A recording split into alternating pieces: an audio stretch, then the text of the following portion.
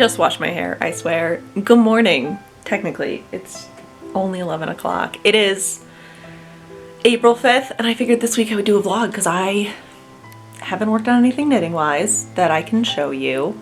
And I haven't vlogged in a while, and like it's spring, so I almost have energy, so I figured we would vlog. It is, like I said, 11 o'clock. I just got out of a meeting, and I am going to do some Animal Crossing for a little bit before I start packing orders and doing all the computer stuff I have to do for the week. It's a light dye week because I'm not having a shop update this week. I think I'm gonna do one next week.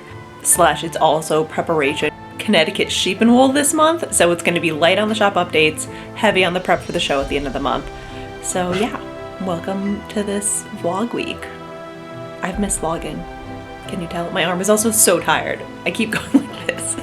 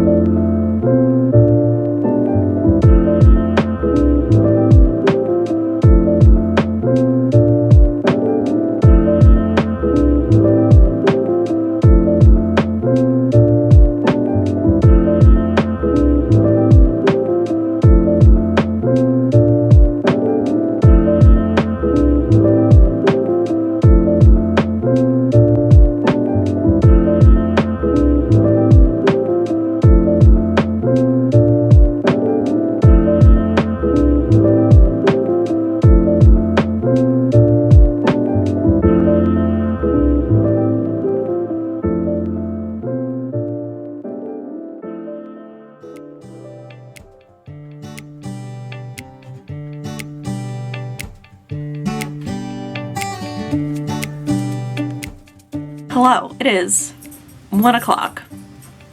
We have done morning chores. Not enough playtime, apparently. The plan today is to set up the booth for Connecticut sheep and wool and see what we have dyed. That way we can solidify the dye plan for the next couple weeks for that. Yeah, and then just do computer work stuff. We don't have a lot of exciting work things to do this week, so I'm hoping the not work things I get up to, which is also not that exciting, will make this vlog interesting.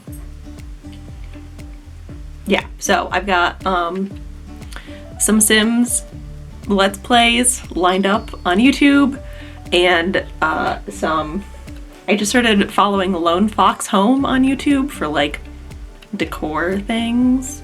So I'm gonna learn how to paint wood grain on not wood, and yeah, I'm trying really hard not to just start diving into office redo stuff, but like researching and looking for things and learning things. So yeah, that's our plan for the day.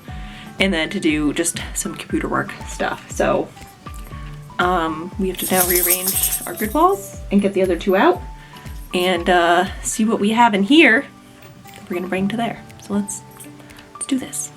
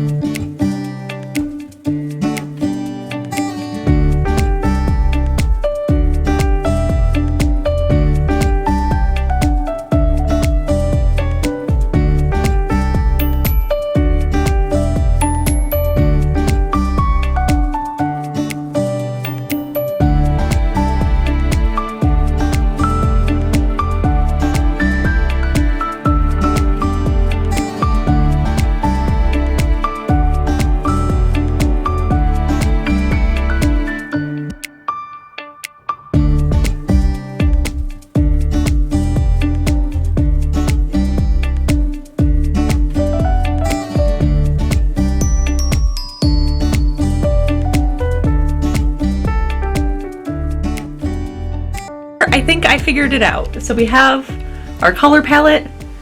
This is gonna be our Selkie wall. So I do have to dye a bunch of Selkie, but it has been out of stock at my mill. So there's that. And then I've got, this is gonna be a Marie Cutie penny wall and just kind of mix and match them in there. And then this is going to be my fig lace and ginger wall. I only do ginger for the shows, so I just wanted to make sure that I had as many colors as possible in the ginger base. And I don't have as much to dye as I thought I did with the fig lace, and I had a ton in stock, so like, this is just me counting. I'm a very visual person. And then we have our Cecil base and some chunky tweeds because I had some left over from India Tangled wall, and then this is our spring collection, and I'm just gonna keep all the spring collection together. And then I do have, make sure there's nothing secret, this is going to be a tweed wall. It's stuck behind this table, so until I move this table I can't get this out. But I'm gonna do I think 3, which way is my hand going? The wrong way. I think 3 more tweed colors, and then these are the winter collections. I just ran out of space, so I have to dye 1 color I think for the winter collection, and then that will just be my tweed wall. And then I'm gonna bring the moons because I do have a ton of the moons, and then I think I'm just gonna do like DK weight and the traveler worsted on the table. So Connecticut Sheep and Wool is coming together, so now we have to order yarn, get that going, and then start planning out yarn for the update mid-month, which is gonna be pretty easy. I think I'm gonna do the Crescent City 2 colors, just like a super low-key one, but I'm super excited for those. Yeah, so that's my day. So now I'm going to, I'm part of the Fiber Business Collective that Anastasia has on, I found her through Instagram, and so I'm going to catch up on some of those videos and do some knitting. So that's my afternoon plan. Still work, but less sweaty work.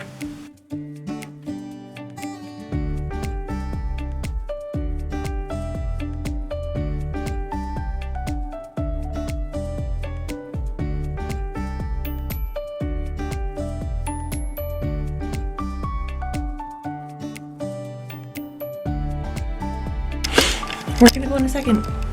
Good morning. It is Thursday. Done my Animal Crossing, and we have an adventure today. We are going to Affordable Fabrics. Adrian is on vacation from work this week, I think, so we're gonna go. I'm not allowed to buy anything, but I am allowed to look. We'll see. I have a couple projects that I kind of have in mind, so if I can find fabric there, I might get it. I don't know. We'll see. It's really hit or miss there, but I love it. So we are also hopefully going to card some fiber from a fleece that I prepped last year. Yeah, like last summer, I think. I washed it. that's the plan for today. And then more catching up on the Fiber Collective business coaching thing. I watched a couple last night of like the micro coaching that they do once a month. So I think I have 2 more that I have to catch up on. And yeah, just adventure day. I've got my Wild Joy on with my overalls. It keeps bunching up back here because of the overalls, but it's fine. I feel like a sheep farmer and I'm not mad. So yeah, let's go.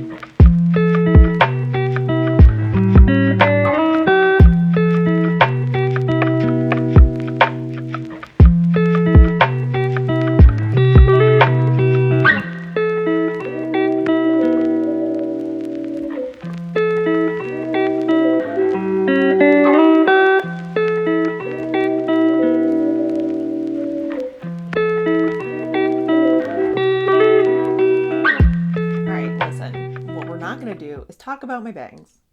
Don't bring it up. I don't want to talk about it.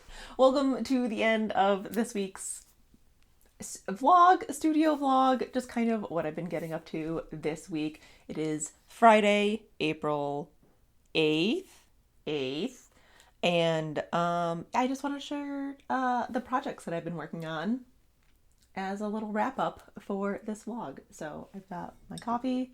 It's 2 p.m. I'm ready. I don't think any of this actually made it into the vlog, but I have cast on and started the skirt portion of the Sweet Pea dress by Mina Phillips, the Knitting Expat. I am using just some scraps from things around the house. So the top color is Rodney on my iron base, which is this BFL tweed, and I'm using this Biscuit yarns self-striping for the skirt portion. So it's going to be doing these like micro stripes. You can't really see anything. I just started this last night, but I have just low-key been working on this. It's kind of what I work on while I'm reading at night. If I'm on the Kindle, I can knit and read at the same time, depending on the book and the project.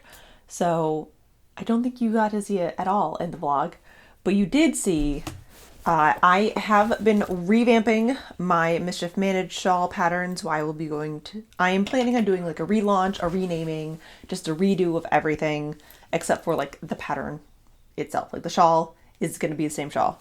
So I have cast on in Earl Grey, which is part of my Till Death collection for my wedding colors, on my Pole DK base, which is 100% superwash Polworth. And I'm done with the eyelet section. I'm about to start the lace section, and I'm loving this in a DK weight. I went up one needle size from what the pattern calls for, just to give it some drape, being not a fingering weight, you know how shawls go. And yeah, it's been pretty mindless up until this point. So now I have 2 sections left, the lace section and the applied border. And I'm hoping I can get her done for Connecticut Sheep and Wool at the end of the month. And I think this is the first shawl I've made out of the Pole DK. I'm loving how it's turning out. It's got that drape. It's good. It's so good. So this is what I've been working on. This is what I've shown you this week, I think, throughout the vlog. Just a little bit of an update. I did want to share my progress on the circular sock machine. My friends printed me one on their 3D printer. I'll leave the link again. I don't know if the link's working anymore. I think it was like a blog post from Thingiverse with like the recipes for the 3D printer, but I have kind of figured it out. I have to make and or get the proper weights because I'm using just like candles and jars and a tiny anvil, and we need to make a stand for it because right now you've got like this much space before whatever you're knitting hits the table, and then things start going haywire. So I have the first successful tube that I did, and this is the Bears Beats Battlestar Galactica colorway. It's a 60 stitch machine. I haven't done a gauge swatch. This is not blocked, but I really like how it turned out. It's probably like a shorty sock worth for me, and like this size tube fits my foot really well, so I'm super excited about that. I then went back with my Pinstripes Are In colorway from my series of Unfortunate Events club from many moons ago, and this one things started going a little bit weird. You can't really tell because it's like micro stripes, but like every 4 inches, I don't think you'll be able to see, kind of like this, one row would get super tight and then weird. So I think that was just playing around with how I was weighing it so the stitches wouldn't pop off. I think that's what it was. I'm not 100% sure, but I could probably get a pair of shorty socks out of this for myself. I didn't do a gauge swatch on this yet, this is also not blocked. Then I decided to try and play with the tensioning because I wasn't exactly sure how it worked or what was going on with it. So I just kind of like opened it up and cast on, and this is what happened. This is White Dog Fiber Co. in her XOXO self-striping colorway. It's a superwash merino nylon, and I have successfully made a sleeve. It's super loosey-goosey, but if I ever want to make self-striping sleeves and sew them onto a sweater, I know I can now. Like, it's super comfy. Jake really likes them. I don't have enough to make a like this fits his arm really well. I don't have enough to make him a matching one, but I told him I can cut it in half so he can just have like 3/4 sleeves underneath his work shirt when he has to go outside. That man. So this was playing with no tension whatsoever. This also went by super fast. Then I started playing with the tension more. As you can see, it's super loose up here. And then I think I got a decent one down here. This is 30 stitches over 4 inches. And a vanilla sock, I've averaged out to like 36 stitches over 4 inches. So it's not quite tight enough, I think, to be a vanilla sock for me. But it fits Jake really well and it's not too loose on him and it doesn't look like it's stretching out too much. So I'm gonna try and figure out how to like washi tape or like mark on the machine where this is, because with 60 stitches at this gauge, I can make a sock for Jake, which is great because having a sock machine to make socks for Jake is going to be life-changing if he ever decides he doesn't want lace socks. So I will be putting some heels, toes, and cuffs into this tube and see if they fit Jake. I kind of want to try and make socks for my friends who gave me the machine. I don't know if he would wear a pink self-striping, but I know Jake would. So these just might be socks for Jake. And that's all I've done so far. Doing this one, it got really frustrating at the end because like I was trying to get the sock to go off the edge of my desk and it was pulling things in a weird way and like everything was just getting very frustrating. So I'm going to put a pause on that until we get, the plan is to just get like a TV dinner table and drill a hole in it and just turn that into a secure stand and go from there. Or maybe like go to Goodwill and see what they have for like small nightstands or something.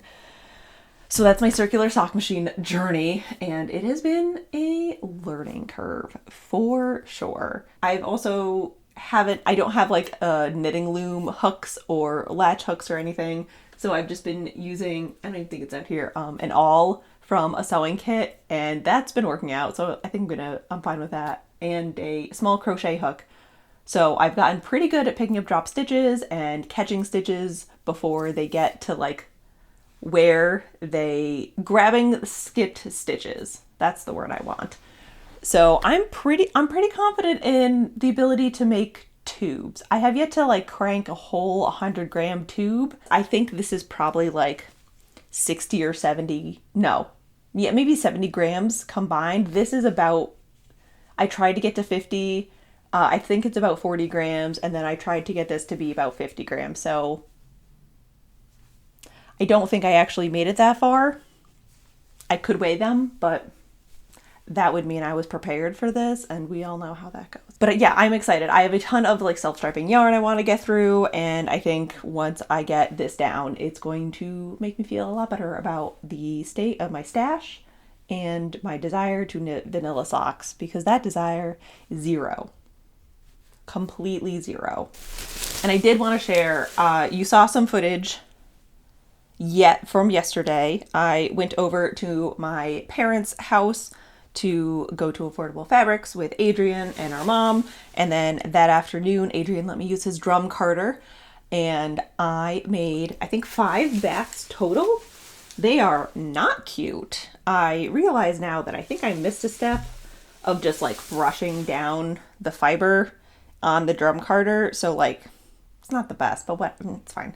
This is a Shetland fleece that I got in like 2017, 2018 from a woman I met through the SEA who had just started raising Shetland sheep as like a small hobby farm. So I got 2 fleeces from her. This is the smaller one. The larger one is washed and flicked out. I just need to card it, I think. But I'm going to bring that over on a nice day where we can like be outside and not cover Adrian's craft room in sheep bits that aren't even his sheep. So I think I have 5 of these. I have no idea how much they weigh each. No real plans with them. I might dye them different tones of like the same color, like just do basically like a fade of them and then card them together again, or I might spin them and then dye them. I might, no matter what, I'm going to wait until I have the other fleece processed before I spin them, because if I leave them natural, I want to mix and match from both fleeces. That way I get a pretty consistent color. They're all this like warm oatmeal color, which I adore. No clue what I'm going to do with it. I think if I can get a fingering weight, I could probably make a sweater out of it. Sorry, Aaron's licking his toes underneath this chair. I hope you can't hear that. No plan, but I really want to spin it. And it smells so sheepy, and it's like super lanolin-y. It's, yeah. I know last year I had very big dreams for Tour de Fleece.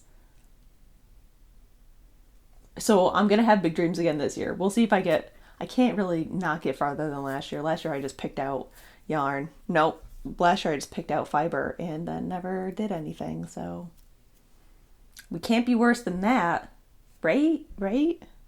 And I do have some things that have come into my stash. They do all have projects, but they are all together in this very cute basket and they're ready to go, and I cannot wait to start these.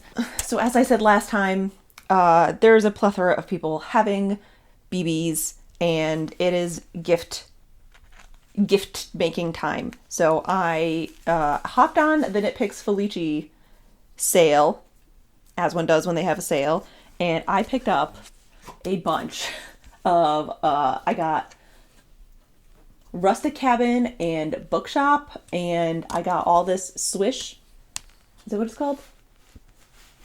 Yeah, swish worsted in the heather colors, and I'm going to do a crochet blanket. I'm going to do some, a baby cardigan, and I think, or maybe a baby sweater and like a child cardigan out of the self-striping, and I got some palette to beef up the self-striping, and then I got the Felici worsted to just do some quick hats for mom and dad. The plan was to have a sweater in this color, but then it sold out. I got carjacked. So now I'm doing, so we'll have these two. So they'll coordinate. So this will be the family colors. I will share more as I cast this on, but I have to finish the sweet pea dress before I start this, because that baby shower is first. So I need to get those gifts ready to go before I start these gifts. And these gifts should also be fairly quick and easy. I know the blanket I am going to be crocheting can be done in a weekend, so I might just have a very nice weekend of crocheting this baby blanket. And that's what I have to share with you this week. I haven't really read anything. I'm working on Zodiac Academy book 5, but I'm not done yet. So thank you, Audrey. Don't have much to say about it at the moment. Yeah, I hope you enjoyed this vlog. I wanted to share a not dye week, because I feel like mostly for me, I have to remind myself that even if I'm not dyeing, I'm still working, and there's so many other aspects to like being an indie dyer that I don't think we show a lot, / I need to remind myself of. So this was a little bit of like what also goes into running a small indie dyed business that isn't just dyeing yarn and skein yarn and taking pretty pictures. Although I did take a lot of pretty pictures, which I did not record because I was using my cameras. So with that, thank you so much for joining me this week in the studio vlog. You can find me everywhere online as Gabigails, and all my hand-dyed yarn at Plies and Hellhounds and pliesandhellhounds.com. If you feel like sticking around and like this video, feel free to subscribe. We put out almost 3 videos a month. Thank you so much, and we will see you next time. Goodbye.